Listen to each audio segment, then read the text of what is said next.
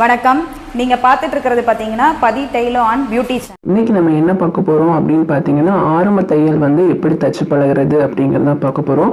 So இதுக்கு பார்த்தீங்கன்னா நம்ம வந்து ஃபேப்ரிக் வந்து யூஸ் பண்ண போகிறதில்ல. இதுக்கு பார்த்தீங்கன்னா இந்த மாதிரியான லைன் பேப்பர் மட்டுமே எடுத்துக்கோங்க. அதே போல் நீங்கள் வந்து தைக்க ஆரம்பிக்கிறதுக்கு முன்னாடி நீங்கள் போட்டிருக்கிறது, அதாவது மிஷினில் போட்டிருக்கிறதான த்ரெட்டிங் நூல் எல்லாருமே வந்து கலட்டி வச்சுடுங்க. அதே போல் ஹூக் செட்லேயும் பாபின் கேஸ் எதுவுமே இல்லாமல் பார்த்துக்கோங்க. அப்போ தான் நம்ம வந்து இந்த பேப்பரில் வந்து நம்ம ஆரம்ப தையல் வந்து தச்சு பழக முடியும்.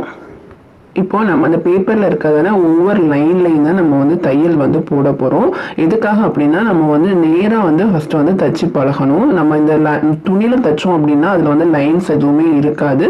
நம்ம வந்து லைன் போட்டு அதில் தைக்கும் போது நமக்கு வந்து டைம் வந்து வேஸ்ட் ஆகும். ஸோ நம்ம வந்து ப்ராக்டிஸ் பண்ணுறதுக்கு இந்த மாதிரி வந்து நம்ம வந்து ஒரு பேப்பர் எடுத்துட்டு அதில் இருக்கிற லைனுக்கு மேலேயே நம்ம வந்து தையல் வந்து போட்டு பழகணும். ஸோ இந்த மாதிரி பழகிறதுனால நமக்கு வந்து நேர் தையல் வந்து நல்ல கரெக்டாக வரும்.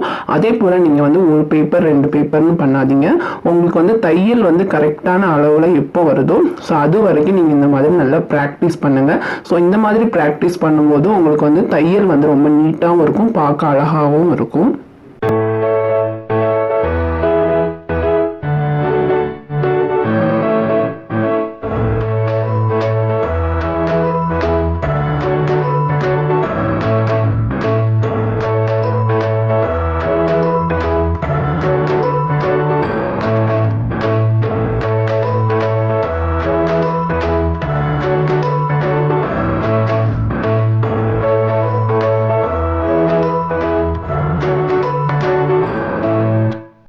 இப்போ வந்து பேப்பரில் வந்து நான் வந்து ஸ்டிச் பண்ணி முடிச்சிட்டேன்.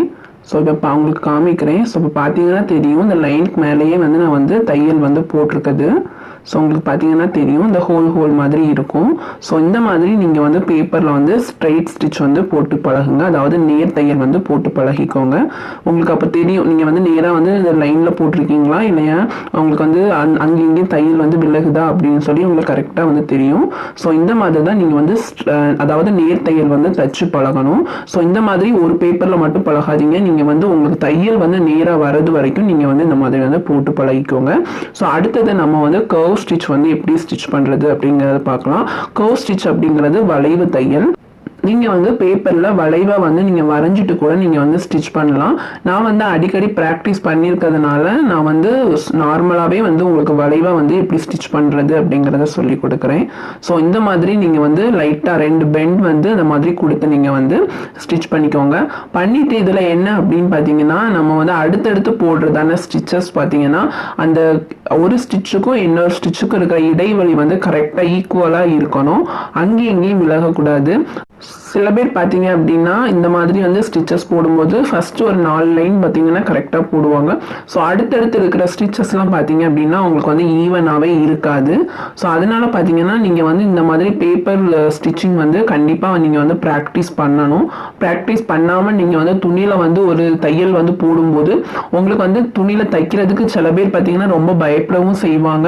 அதே போல் பார்த்தீங்கன்னா உங்களுக்கு வந்து ஈஸியாகவும் இருக்காது, ரொம்ப தைக்கிறதுக்கு வந்து கஷ்டமாகவும் இருக்கும். ஸோ அதனால இந்த மாதிரி பேப்பர் ஸ்டிச்சிங் வந்து ஃபர்ஸ்ட் நல்லா ப்ராக்டிஸ் பண்ணிக்கோங்க.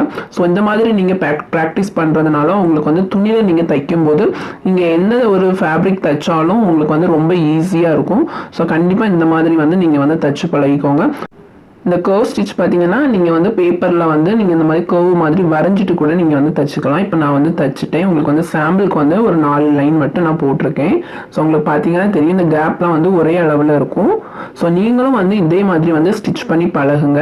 ஸோ இன்றைக்கி உள்ள வீடியோவில் நான் வந்து உங்களுக்கு வந்து ஆரம்ப தையல் வந்து எப்படி தச்சு பழகிறது அப்படிங்கிறத வந்து ஷேர் பண்ணிக்கிட்டேன். ஸோ நீங்களும் இந்த மாதிரி வந்து நல்லா ப்ராக்டிஸ் பண்ணுங்கள். அப்போ தான் வந்து உங்களுக்கு வந்து தையல் வந்து ரொம்ப நல்லா வரும். ஸோ அடுத்தது பார்த்தீங்கன்னா நம்ம வந்து கார்னர் ஸ்டிச் வந்து எப்படி நம்ம வந்து தச்சு பழகிறது அப்படிங்கிறத நான் வந்து உங்க கூட வந்து ஷேர் பண்ணிக்கிறேன். ஸோ இந்த வீடியோ வந்து உங்களுக்கு பிடிச்சிருக்கும்னு நினைக்கிறேன். பிடிச்சிருந்து அப்படின்னா லைக் பண்ணுங்க, ஷேர் பண்ணுங்க. இதே போல யூஸ்ஃபுல்லான வீடியோஸ்க்கு நம்மளோட சேனலை வந்து சப்ஸ்கிரைப் பண்ணிக்கோங்க. தேங்க்ஸ் ஃபார் வாட்சிங். தேங்க்யூ.